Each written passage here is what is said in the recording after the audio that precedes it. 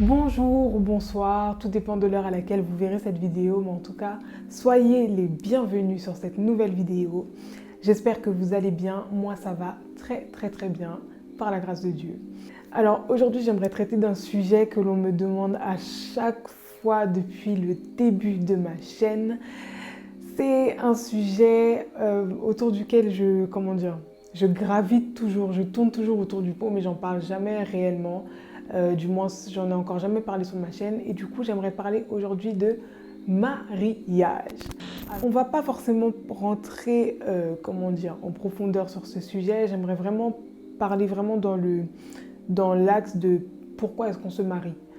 C'est quoi la raison du mariage? Pourquoi est-ce qu'on rentre dans le mariage? À quoi ça sert de se marier? Pourquoi se marier alors qu'on peut juste être en couple? Pourquoi se marier alors qu'on peut juste avoir un copain, un chéri? En fait, c'est quoi l'objectif du mariage? Pourquoi est-ce qu'on parle de mariage? Pourquoi est-ce qu'en tant que personne chrétienne qui s'aime, pourquoi est-ce que finalement l'on décide de rentrer dans le mariage? C'est quoi les prérequis avant de se marier? Etc. etc. C'est un peu de ça que je veux parler aujourd'hui. J'ai pas vraiment de plan parce que j'aimerais vraiment que ce soit le plus naturel possible, mais en tout cas, j'espère que ça va vous parler, j'espère que ça va vous aider et on commence tout de suite.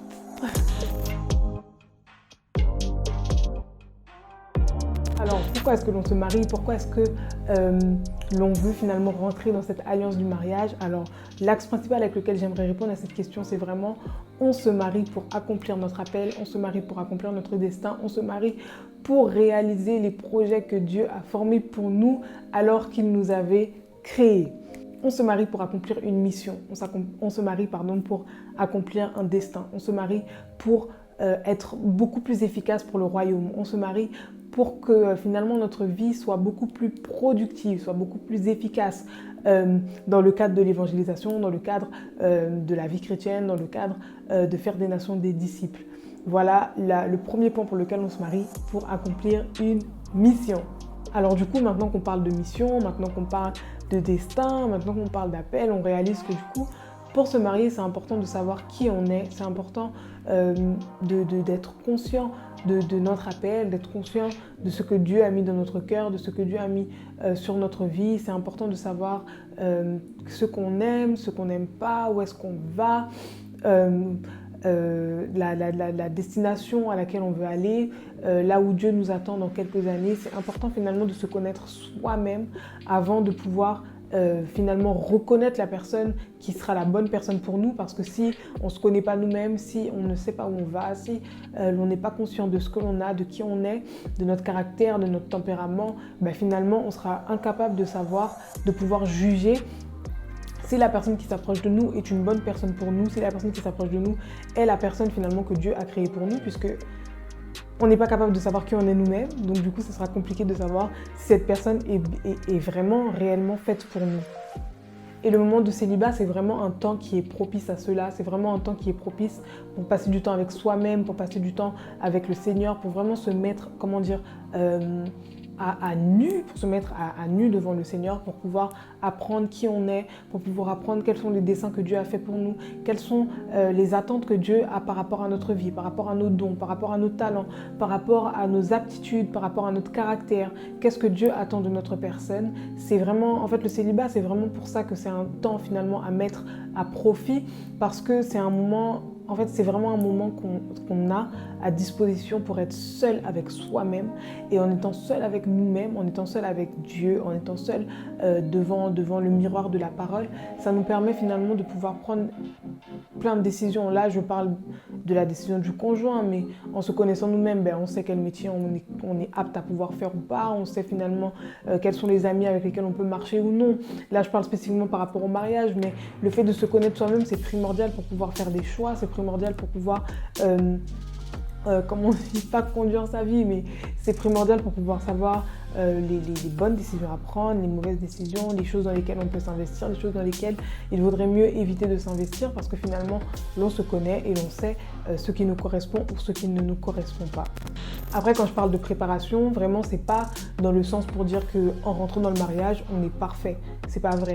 en rentrant dans le mariage, on aura toujours des choses à arranger, on aura toujours des choses à améliorer. Mais c'est vrai que ce moment finalement de connaissance de soi-même, c'est juste la base en fait, c'est le basique, c'est la première étape pour être éligible au mariage parce que si tu ne te connais pas toi-même, tu vas attendre de la personne qui est face à toi qu'elle te dise qui tu es, qu'elle te dise ce que tu es capable de faire. Et finalement, tu vas commencer à vivre ta vie par rapport aux yeux de la personne qui est à tes côtés, aux yeux de la personne qui marche avec toi. Alors que le travail de cette personne, c'est pas de te faire découvrir qui tu es. Le travail de cette personne, c'est que en vous associant, en étant deux, que vous puissiez être davantage efficace pour la mission que Dieu vous a donnée, de pouvoir finalement combiner vos points forts, vos points faibles pour être une meilleure version de vous-même ensemble, pour être capable d'accomplir beaucoup plus de choses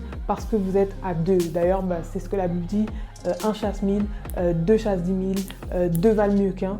Du coup, la particularité du mariage, c'est vraiment ça, c'est d'être, de vraiment vivre en fait le deux valent mieux qu'un, de pouvoir répartir la charge de travail, de pouvoir travailler en équipe, afin d'être beaucoup plus efficace. Sauf que si soi-même, on ne sait pas qui on est, si soi-même, on ne connaît pas quelle est notre valeur, si soi-même, on n'est pas capable de citer nos défauts, on n'est pas capable de citer nos qualités, finalement, la personne qui est face à nous, si elle est mal intentionnée, si elle-même, elle n'est pas restaurée, si elle-même, elle ne sait pas comment vous aider, finalement vous allez être frustré parce que vous allez vous attendre à ce que cette personne vous dise qui vous êtes. Vous allez être frustré parce que vous allez vous attendre à ce que cette personne vienne finalement remplir un vide à l'intérieur de vous alors que cette personne-là n'est pas capable de vous remplir. La seule personne qui est capable de combler ce vide, c'est le Saint-Esprit.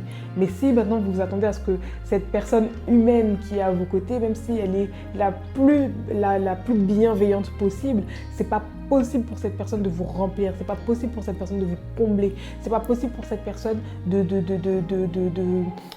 vous mettre en phase avec vous-même, de vous faire vous accepter mieux, de faire en sorte que vous vous aimiez plus. Au contraire, le fait d'être avec une personne, le fait d'être marié avec cette personne, ça va vous rendre peut-être beaucoup plus parano parce que vous allez vous dire oui mais moi déjà je me trouve pas belle donc ça veut dire que maintenant qu'on est marié il faut que je fasse plus attention avec qui il parle, avec qui il mange, avec où il va, où il est, etc. Ça va vous mettre dans une paranoïa et ça va pas en fait vous aider à régler vos complexes, ça va pas vous aider à avoir une meilleure vision de vous-même parce que c'est pas le but du mariage. Le but du mariage, c'est pas de vous réconcilier avec vous-même. Le but du mariage, c'est de vous rendre plus efficace pour la mission. Le but du mariage, c'est de vous rendre plus efficace pour l'appel. Le but du mariage, c'est de vous rendre... quand je dis plus efficace, l'image que j'ai, c'est vraiment en fait une machine beaucoup plus performante parce que vous êtes à deux et parce que vous vous complétez, parce que vous vous associez, parce que vous comblez les vides de l'autre en fait.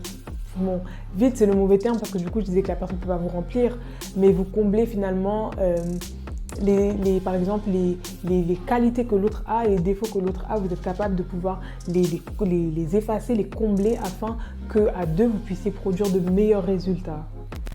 Du coup, par rapport à la productivité, ce que je disais, c'est que le fait d'être à deux vous rend plus efficace. Et du coup, le terme que j'aimerais ajouter à ma pensée précédente, c'est vraiment que le mariage, c'est du travail.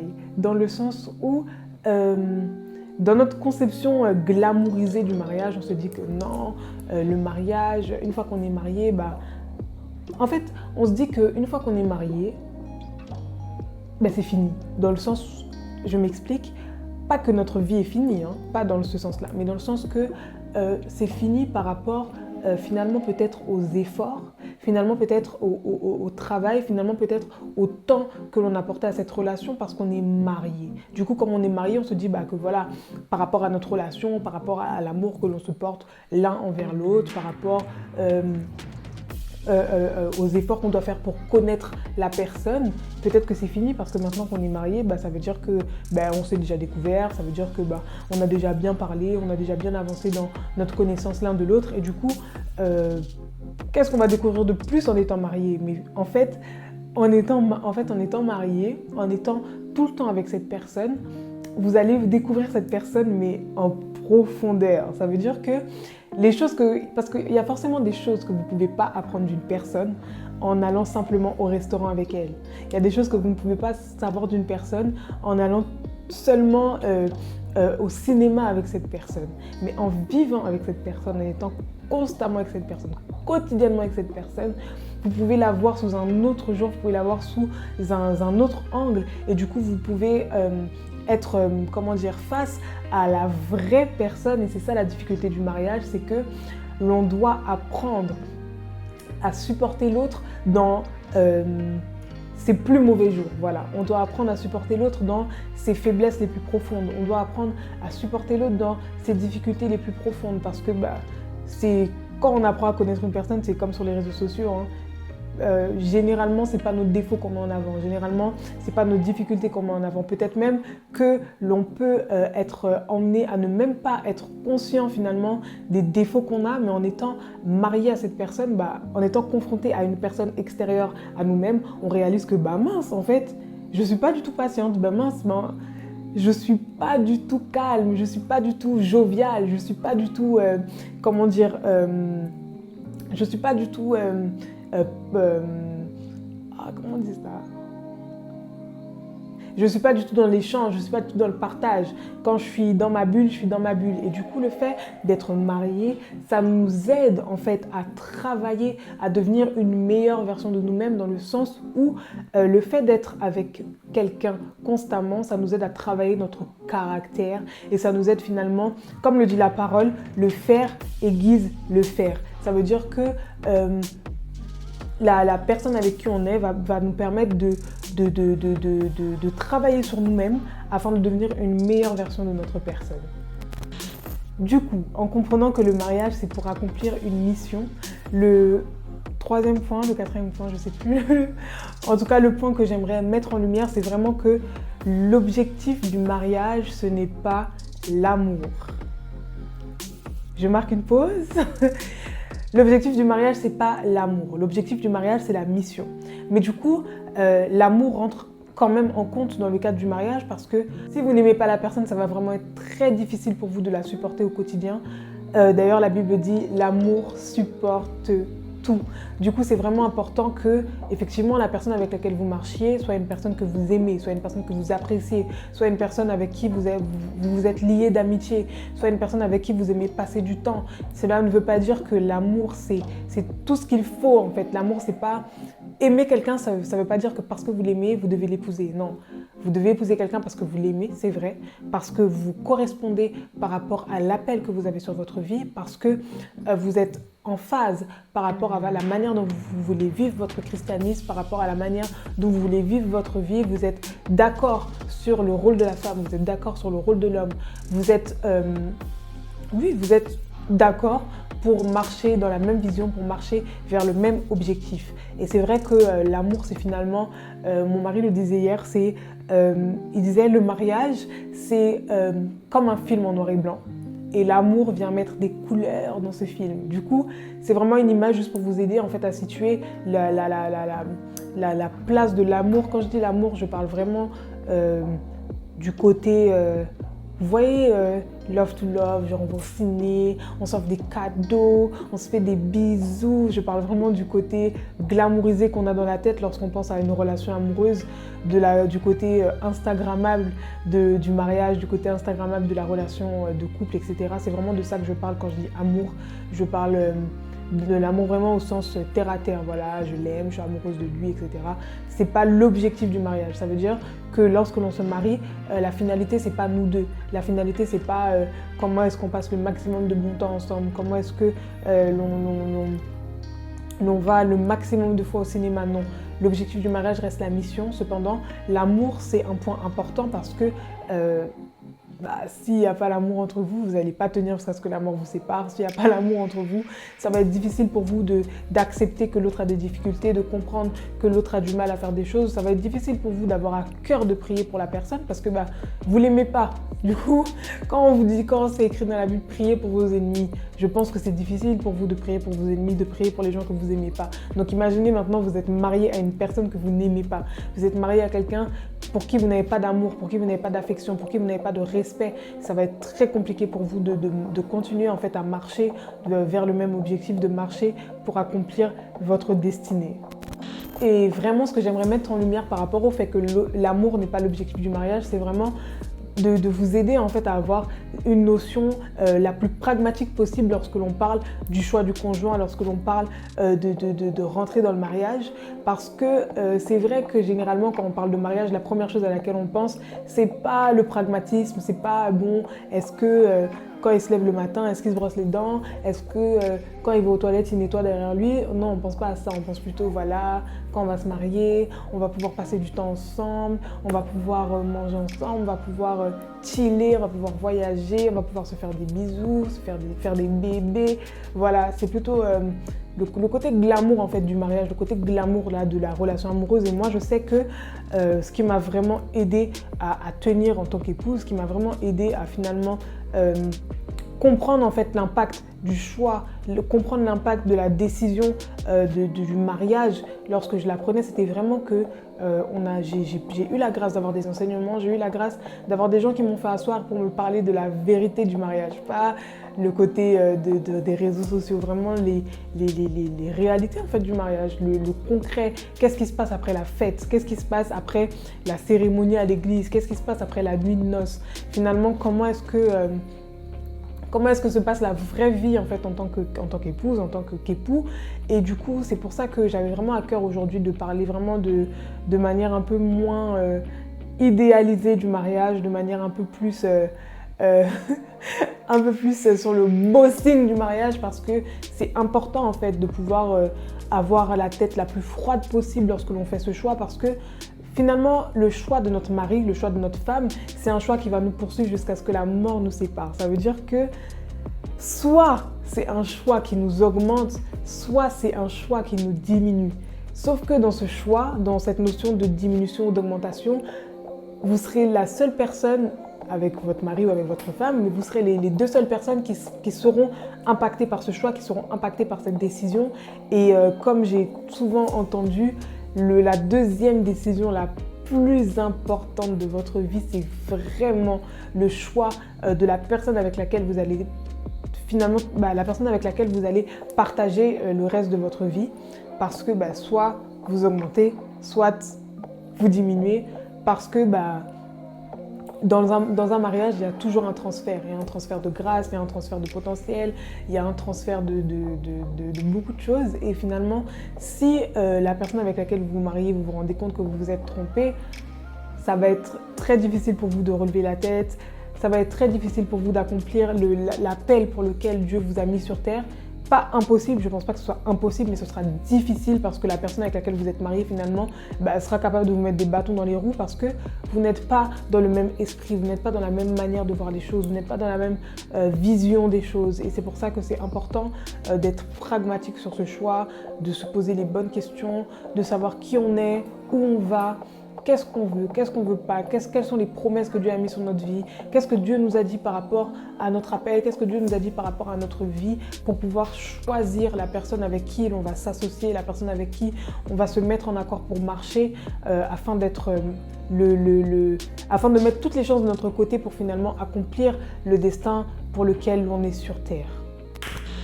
Et je sais, ça peut paraître, comment dire, pas mal placé, mais dans le sens de se dire oui, mais bon, là tu me donnes des conseils et tout, mais toi t'es déjà marié, tout ça. Nous on veut savoir maintenant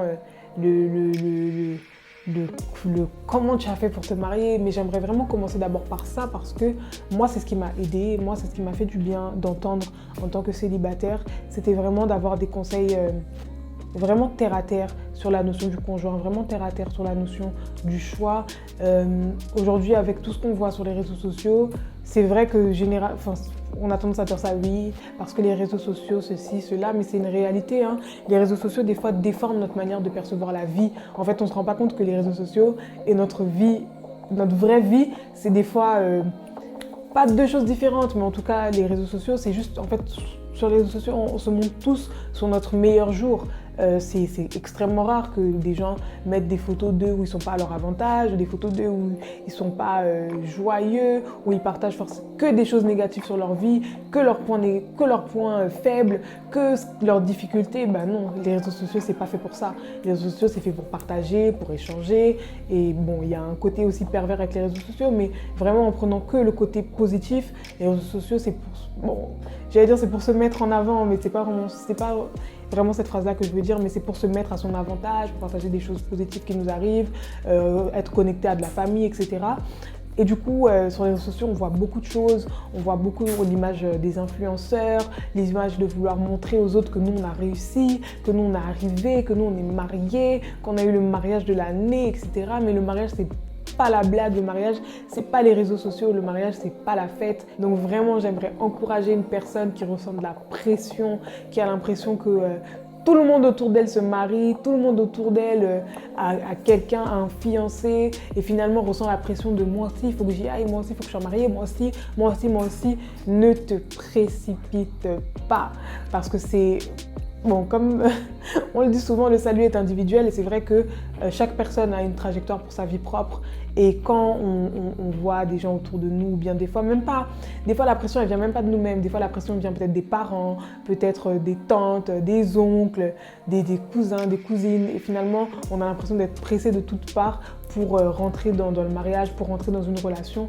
Mais vraiment, ne te sens pas pressé, ne te sens pas moins importante que quelqu'un parce que toi tu n'es pas mariée, moins importante qu'une personne parce que toi tu n'as pas de fiancé. Non, vraiment chaque chose en son temps, chaque personne a sa saison, chaque personne a un instant dans lequel il rentre dans ce que Dieu a pour lui, chaque personne a un moment dans lequel finalement il rentre dans la promesse que Dieu a pour lui. Ça ne veut pas dire que parce que quelqu'un s'est marié à 21 ans et que toi tu te maries à 30 ans que tu as échoué.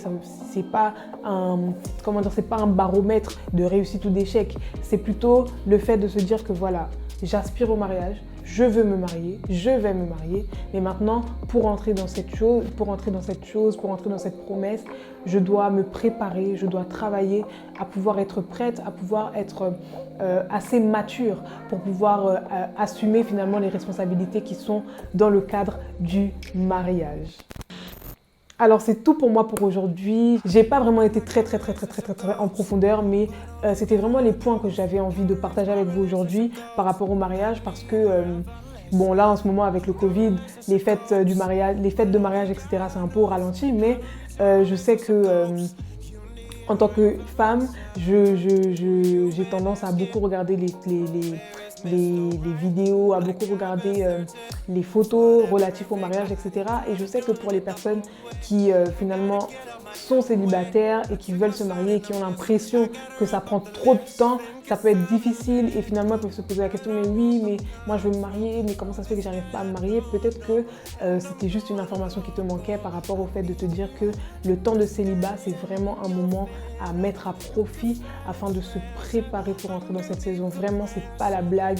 Le mariage, c'est pas pour les enfants. Le mariage, c'est pas pour les jeunes filles. Le mariage, c'est vraiment pour les jeunes femmes, pour les femmes qui sont prêtes à bâtir quelque chose, qui sont prêtes à donner quelque chose, qui sont prêtes à se donner pour faire avancer l'œuvre du royaume de Dieu, pour faire avancer leur vie, leur destinée, etc. Et c'est vraiment capital d'avoir ça à l'esprit. Et une fois qu'on comprend que finalement, le fait d'entrer dans le mariage, c'est pour accomplir la mission, bah, ça nous décomplexe dans le sens où on se dit, bah voilà, si l'objectif c'est de nous faire rentrer dans la mission, ça veut dire que le mariage c'est dans le plan de Dieu, ça veut dire que le mariage ça fait partie de ce que Dieu veut pour moi puisque Dieu veut que j'accomplisse ma destinée.